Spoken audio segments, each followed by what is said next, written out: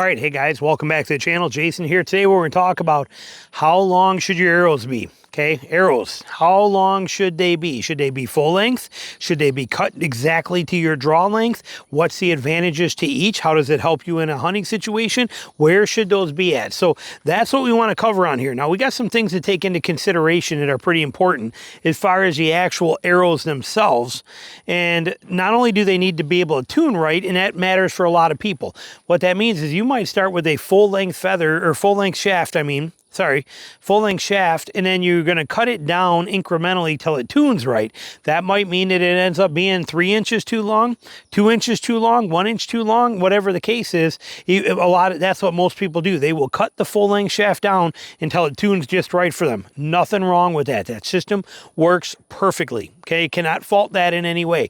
So you can always do that. But then there's also people, especially back in the day, where we had our specific methods of what we wanted that arrow to be.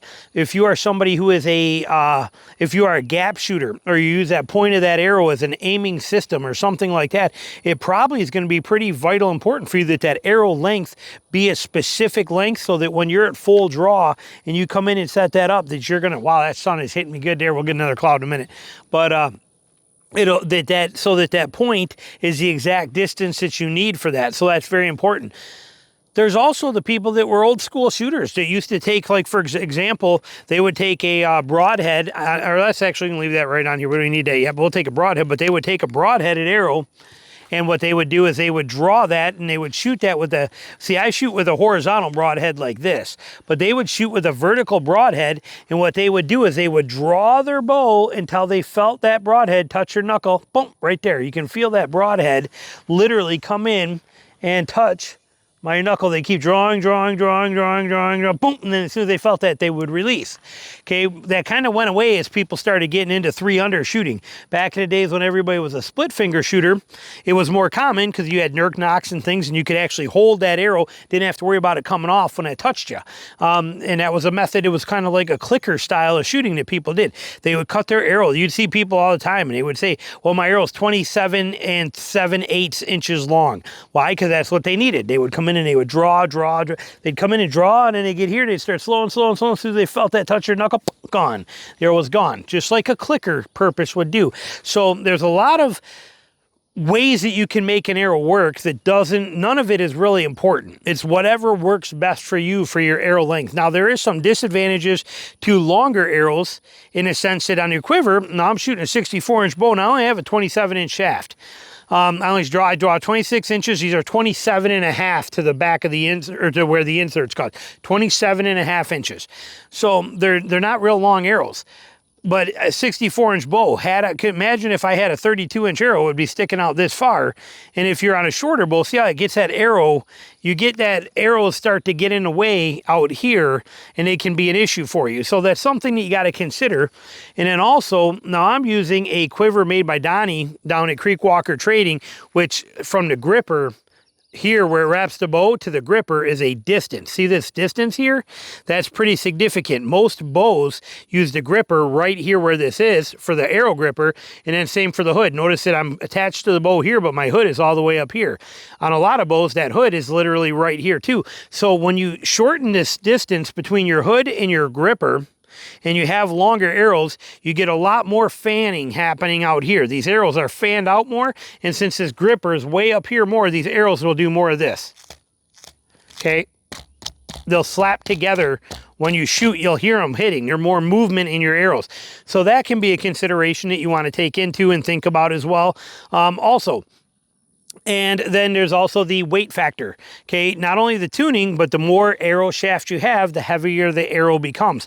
Again, something that's less important today because of the fact that we have inserts and adapters and weight adapters, and we have so many ways to get our arrow weight up that none of that really becomes relevant anymore. Now, what about the hunting aspect of it? Okay, there are pros and cons to both sides. I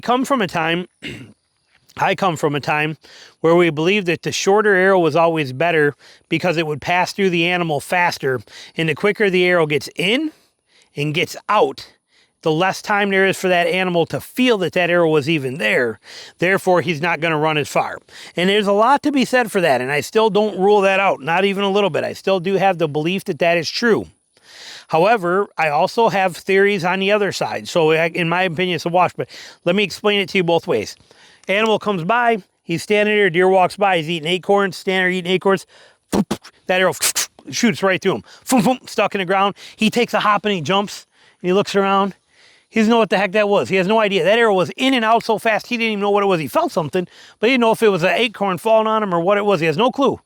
And then he literally takes a few steps and he goes back to eating. Or he hops and he takes a few steps and he looks around and he does a little high step in and he's trying to figure out what that was. And then next thing you know, he's like, whoa, and it's over and he's done. Okay, we've seen that happen many times. When that arrow, or you shoot him, arrow passes through and they bound off and they hop 20 yards and they stop and they look back at you. They're like looking back at the area. They're like, whatever was over there, something just bit me. I don't know what it was. Something bit me and I don't, whoa, what's going on? Okay, so there's a lot to be said for an arrow that goes in and out super fast. However, on the flip side, I am also becoming more and more as the more animals that I harvest here now, especially, I mean, when I was living in Michigan, it was, 8 or 10 animals a year. Now with me being down here with the hogs, sometimes it's 15, 16, 17 animals a year that I'm killing down here. It's a lot more animals, and hogs are a lot tougher. And I'm learning that a lot of times I prefer my arrow to stay in. I like it in. I want it coming through both sides. I want an entry hole and an exit hole. But in a perfect world, that shaft sinks all the way up to the fletching, and it leaves that feather sticking out. This much of the shaft is sticking out right where I hit, giving me pure verification exactly, even as he runs off, where my arrowhead is, because I have this big ball of feathers, this big thing right here sticking out of there.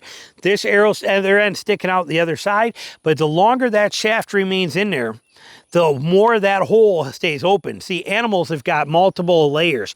You got the hide, you got the fat layers, you got the shoulder, you got the ribs, you got all this stuff that is always moving back and forth like this as an animal's running off. And there's a hole that went through all them in one spot, but as everything shifts and moves, that hole is no longer open, and that's why you don't get a straight line of blood. You get blood. Those all have to line up for stuff to come out. When an arrow shaft goes in and that shaft goes in and stays in there, when that arrow is in and that thing stays in there, goes in, and it's in both sides, nothing can shift. Okay, nothing can get past that. That arrow shaft holds that hole completely open on both sides, constantly letting blood come out. The arrow also holds that hole, it kind of fills it a little bit to a point where we're not getting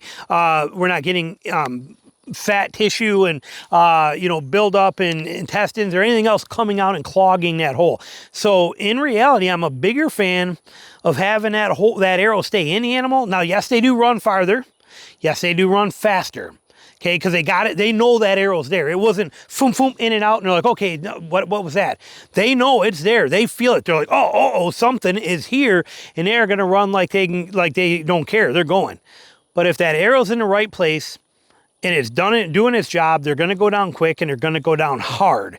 And usually that's a hard boom, boom as they're running and they're going and they're crashing, and then followed by a huge big smash and crash, and tell them and it all happens pretty quick, but you know right where they are most of the time. So I go both ways on that. I still shoot a 27.5-inch arrow, but I can understand the beauty of shooting a full-length 32-inch arrow, giving me, if that were to give me another 4.5, 5 inches of arrow shaft to stay in there to slow that through resistance. The broadhead goes through and does its job, but then that shaft, and it's wiggling as they go, has that resistance enough to slow it down about right there and have that go in there, so that arrow goes in and it literally punches in, boom, and then it slows, goes in and it slows down enough that it stops about right there.